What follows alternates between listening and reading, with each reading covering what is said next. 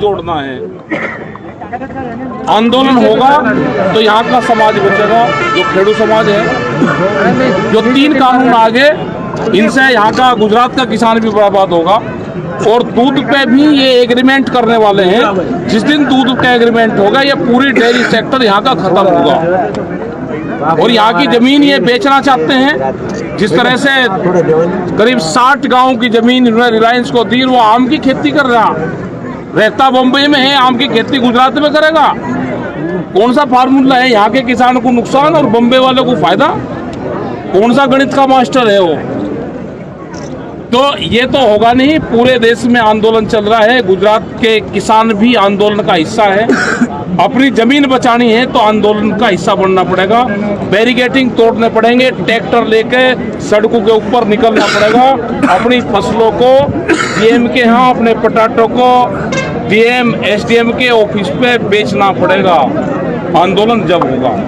Sir, एक question हमारा है। हाँ। 2019 में जब मैनिफेस्टो में कांग्रेस ने लिखा था खेडूत संशोधन बिल का, उस टाइम विरोध नहीं हुआ। और जब बीजेपी ने ये विरोध कानून पास किया, उस पर विरोध हुआ।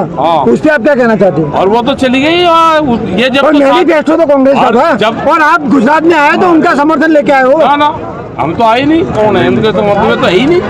वे होते तो ये देश की बड़े बड़े बैनर लगे हुए गुजरात में। वे होते तो देश की हालात ही नहीं। आज बापू के बैनर लगे हुए हैं, तो बापू के बैनर लगे हुए, तो अब किसान बनाएंगे उन्हें बापू को। तो अब क्या उनकी सरकार है? ये बीजेपी वाले जब साथ में थे हमारे, 2019 का मैनिफेस्टो तो उनका ही था। आगे का प्रोग्राम क्या है? देखो, वे थे। हाँ, वे थे। अच्छा। वे लेकर आए थे। हाँ। ठीक है। वे तो चले गए। तो उस टाइम इलेक्शन में तो सर वे चले गए। वे लेकर आए, चले गए। आंदोलन होगा, जो भी लेकर आएगा, वो चाहे कोई हो। अगर किसान के विरोध में लेकर आएगा, हम उसके विरोध में खड़े होंगे। हम सरकार का विरोध करेंगे। जो भी किसानों के खिलाफ लेकर आएगा, वो कोई पार्टी हो, हम उसी का ही विरोध करेंगे। हम किसी के बदले में थोड़ा है। आपने सर बोला था कि हमारे मंच पे कोई आपका क्या प्रोग्राम? आगे का ये है कि देश के किसानों के लिए आंदोलन जो चल रहा है, गुजरात को भी उसके साथ में यहाँ के खेडू समाज को उठना पड़ेगा, आंदोलन करना पड़ेगा। डरने की जरूरत नहीं है। इनको पुलिस प्रशासन जेल लेकर जाता है तो पूरे देश में आंदोलन होगा। इन किसानों को दबने नहीं देंगे, जेल नहीं जाने देंगे। इनके लिए आंदोलन होगा। आपको काला झंडा अरे दिखा देंगे। मेगा शनिदेव पर चढ़े तो बीजेपी के लिए तो शनिदेव है। हम दे दो काला झंडे ने, वो दे कर नहीं दे देता, कम से कम मास्टर का मत था। सर, बीजेपी के लिए काले बीजेपी कर लें तो मीडिया वाले एक आधा तो दिखावे से ये तो वैसे ही दिखा रहे। आदरणीय सम्मानित मंच, किसानों, नौजवान साथियों, मेरी माताएं, बहनें, बच्चों और पुलिस प्रशासन के लोग, देखो हालात तो खराब हो गए देश के बहुत। जब दिल्ली के आसपास का जो किसान है और जो सबसे संघर्षशील है, वहां को दिल्ली को घेर कर बैठे हुए 4 महीने से, उसके काबू अभी दिल्ली नहीं आ रही, तो गुजरात में, कर्नाटक में, राजस्थान में क्या हाल किसानों का होगा, ये तो देखने से ही पता चलता है। जिस तरह से देश को लूटा जा रहा है, देश के किसानों को, फसलों को लूटा जाता है, इनकी जमीनों को छीना जाता है। गुजरात की जमीन कैसे किसान से छीननी, उसके लिए क्या क्या कानून बनाए। जब नया भूमि अधिग्रहण एक्ट आया था 2013 में, उसके बाद में जब इनकी सरकार बनी तो उसमें बहुत संशोधन करने की उन्होंने बात करी, अमेंडमेंट करने की बात करी। जब वहां पे विरोध हुआ तो इन्हें स्टेटों को पावर दे दी और उसी पावर का इस्तेमाल करते हुए गुजरात की बहुत स्टेटों की किसानों की जमीन छीनने का काम करा। आज क्या हालात हैं कि एमएसपी नहीं मिलती। जो भारत सरकार ने रेट निर्धारित करा, उस पर आंदोलन उस पर हो रहा है कि हमारी फसलों की खरीद उस पर हो जाए। आज नौजवान लड़ाई लड़ रहा कि मुझे रोजगार मिल जाए। लेकिन यहां तो जो सिस्टम में बैठने वाले जो लोग हैं, जो सरकारों को चलाने वाले लोग हैं, उनका तो मकसद ही कुछ और है। उनका मकसद है कि देश के नौजवानों को रोजगार ना मिले, उनको मजदूर बनाया जाए, उनको एजुकेशन ना मिले, उनको मजदूर बनाया जाए, किसानों की जमीन छीन के उनको मजदूर बनाया जाए। और वो मजदूर भी नहीं बनेगा, अपने ही खेत में वो किसान काम नहीं कर सकता, क्योंकि काम तो बड़ी बड़ी मशीनरी करेंगे। तो ये लड़ाई आपको लड़नी पड़ेगी। गुजरात मॉडल, पूरे देश में गुजरात मॉडल को जाना चाहते हैं। गुजरात में आम किसान, आम जनता की आवाज को दबाया जाता है। गुजरात में जो लोग जाएंगे उनको घुसने नहीं दिया जाएगा। पहली बार देश के इतिहास में ऐसा हुआ कि प्रेस कॉन्फ्रेंस करते हुए हमारे जो लीडर थे उनको उठाया गया, वहां से प्रेस के बीच में से उठाया गया। अपनी बात कहने की आजादी वहां पर नहीं है। ये लड़ाई लड़नी पड़ेगी। ये लड़ाई सड़क पर लड़नी पड़ेगी। सुरपुगला में सर, ये लड़ाई ट्रैक्टर से लड़नी पड़ेगी। ये लड़ाई जो नौजवान है उसको ट्विटर पर लड़नी पड़ेगी।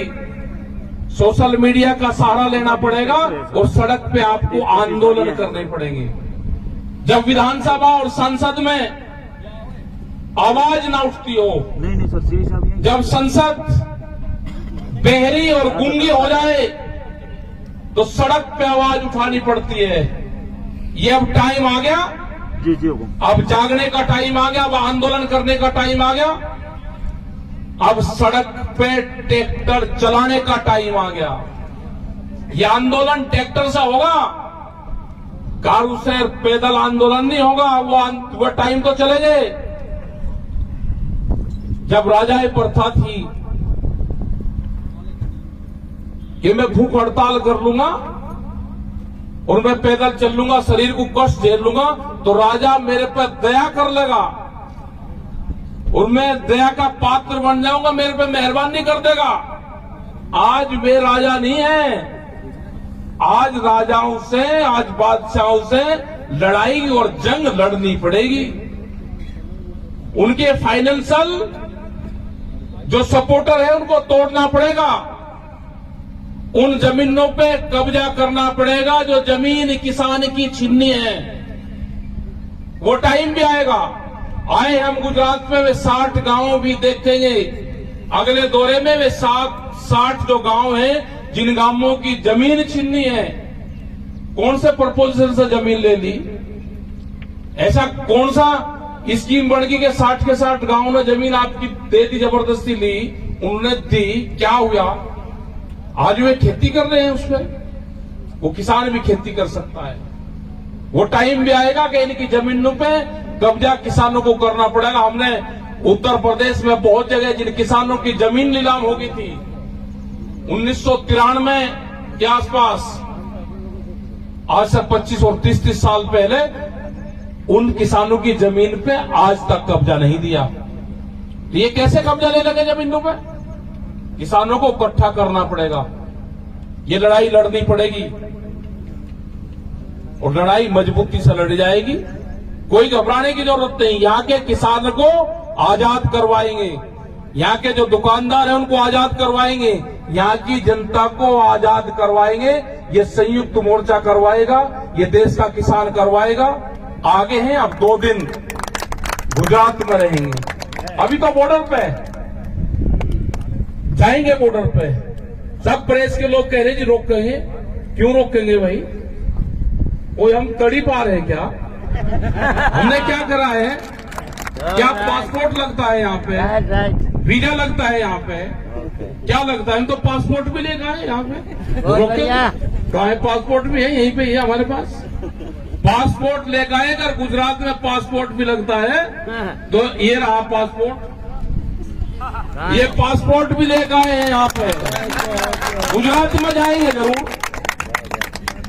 परमिट बनेगा, वीजा लगेगा, कोविड का बनेगा, सारे कागजात तैयार हैं बिल्कुल, सब लेकर जाएंगे।